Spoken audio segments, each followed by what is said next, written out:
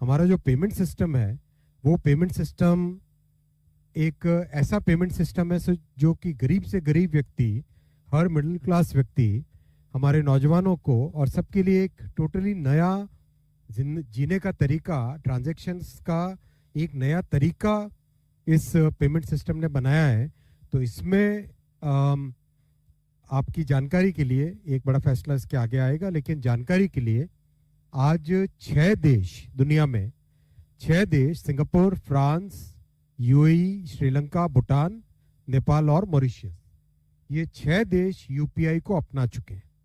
और आपको जानकारी है ही है कि जापान ने तो अपने यूपीआई को पेटेंट भी दिया है, एक जापानीज पेटेंट है यूपीआई के लिए। तो ये जो इतना बड़ा इसकी ग्रोथ हुई है पेमेंट्स सिस्टम की, 210 लाख करोड़, अपनी इकोनॉमी करीब 325 लाख करोड़ की है, 210 लाख करोड़ के पेमेंट्स यूपीआई से अभी हो रहे हैं। और एक सिग्निफिकेंट यूपीआई ट्रांजैक्शंस का नंबर तो अब पहले कुछ करोड़ में काउंट करते थे, फिर 100 करोड़ में काउंट करने लगे, अब 1000 और 10,000 करोड़ के नंबर्स में काउंट होने लगे हैं। तो इस पूरे प्रोसेस को कैसे हमारे यूजर्स पे, कस्टमर्स पे कोई भार ना पड़े, इसीलिए आपको ध्यान होगा 2020-21 के बाद में से यूपीआई में एक नया सिस्टम चालू किया गया था, जिसमें to make sure that the customers don't have to pay any MDR और the small merchants don't have to pay any MDR, एक गवर्नमेंट की तरफ से इंसेंटिव स्कीम क्रिएट की गई थी। ये जो पूरा स्ट्रक्चर है, ये स्ट्रक्चर आप सब जानते ही होंगे। अगर हम किसी भी ट्रांजैक्शन को एनालाइज करें तो कस्टमर जो पेमेंट करता है वो पूरा उसका फ्लो इस तरह से होता है, बैंक के बाद में मर्चेंट के पास जाना, और इसमें पूरे इकोसिस्टम में कस्टमर्स बैंक, फिनटेक और acquiring bank, payment service provider और थर्ड पार्टी ऐप प्रोवाइडर, ये सब लोग हैं इसमें जुड़े हुए। तो इसमें जब जुड़ते हैं इतने बड़े इकोसिस्टम में, इस सब की एक कॉस्ट होती है।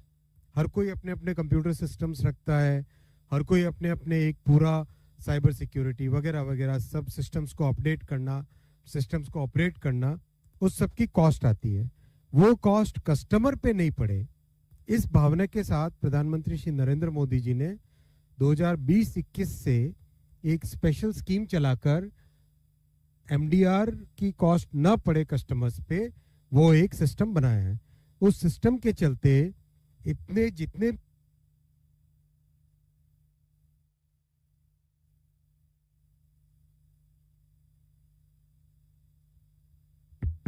इकोसिस्टम के जो पार्टनर्स हैं उन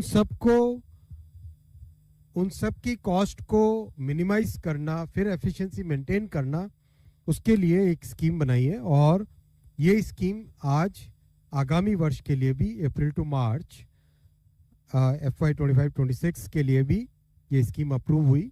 1500 करोड़ रुपीस की ये स्कीम है।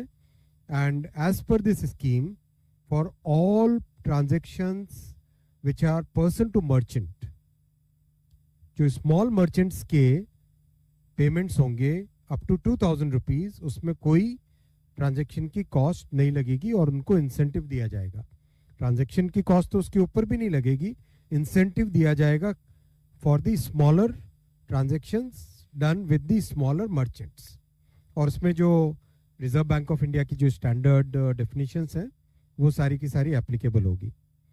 तो ये एक बड़ा फैसला लिया गया है और इसमें रीइंबर्समेंट की टाइमिंग वगैरह बहुत क्लियरली डिफाइन की गई है, जिससे कि स्मॉल मर्चेंट्स को अपने कैश फ्लो में कोई दिक्कत नहीं हो।